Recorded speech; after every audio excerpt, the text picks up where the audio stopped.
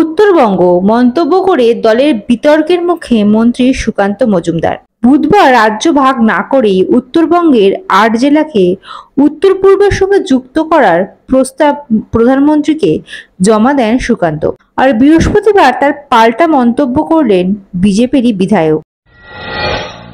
উত্তরবঙ্গ সংক্রান্ত প্রস্তাব দিয়ে দলের অন্দরে সমালোচনার মুখে পড়লেন কেন্দ্রীয় প্রতিমন্ত্রী তথা বিজেপির রাজ্য সভাপতি সুকান্ত মজুমদার।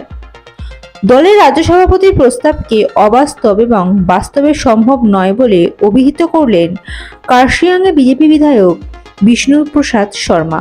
বুধবার প্রধানমন্ত্রী নরেন্দ্র মোদীর সঙ্গে বৈঠকে রাজ্য ভাগ না করেই উত্তরবঙ্গের ৮ জেলাকে উত্তর পূর্বের সঙ্গে যুক্ত করার প্রস্তাব দেন সুকান্ত। বৃহস্পতিবার তার পাল্টা বিষ্ণু বলেন, 2026 সালে বিধানসভা ভোটের আগে উত্তরবঙ্গের মানুষকে বিভ্রান্ত করছেন সুকান্ত মজুমদার। বুধবার সুকান্ত মজুমদার জানিয়েছিলেন, উত্তরবঙ্গের উন্নয়নের স্বার্থেই তিনি সেখানকার ৮ জেলাকে উত্তর পূর্ব ভারতের রাজ্যগুলির সঙ্গে যুক্ত করার প্রস্তাব দেন।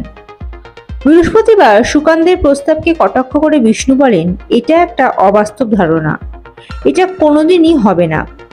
কেন হবে না তার ব্যাখ্যাও দিয়েছেন তিনি। তার কথায়, উত্তর পূর্বাঞ্চলীয় পরিষদ এর অংশগ্রহণের ক্ষেত্রে সিকিমের বিশেষ আইন আছে, কিন্তু পশ্চিমবঙ্গের ক্ষেত্রে তা নেই।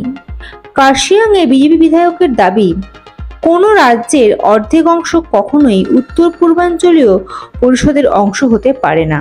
আইনি ব্যাখ্যার পরে সুকান্তকে সরাসরি রাজনৈতিক আক্রমণ করেন তার দলীয় সতীর্থ বিষ্ণু।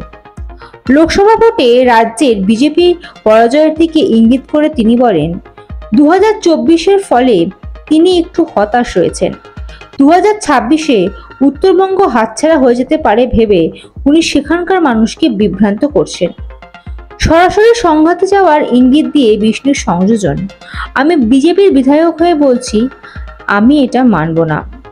প্রকারান্তরে রাজ্য ভাগের দাবিও উস্কে দিয়েছেন এই বিধায়ক। সুকান্তের উদ্দেশ্যে তার বার্তা, যদি সত্যি তিনি উত্তরবঙ্গের জেলাগুলিকে উত্তর পূর্বাঞ্চলীয় পরিষদের অন্তর্ভুক্ত করতে চান, তবে আগে সেগুলিকে বাংলা থেকে ভাগ করুন, তারপর সেটিকে রাজ্য বা কেন্দ্রশাসিত অঞ্চল করুন। বিজেপির বিষ্ণু কাটা অবশ্য নতুন নয়। লোকসভা ভোটে দার্জিলিং কেন্দ্রে বিজেপি প্রার্থী হিসেবে রাজু বিস্তার নামে ঘোষিত হলে প্রকাশ্যেই তার বিরোধিতা করেন বিষ্ণু। রাজুর বিরুদ্ধে নিজেই নির্দল প্রার্থী হয়ে দাঁড়িয়ে পড়েন পাহাড়ের ভূমিপুত্র বিষ্ণু।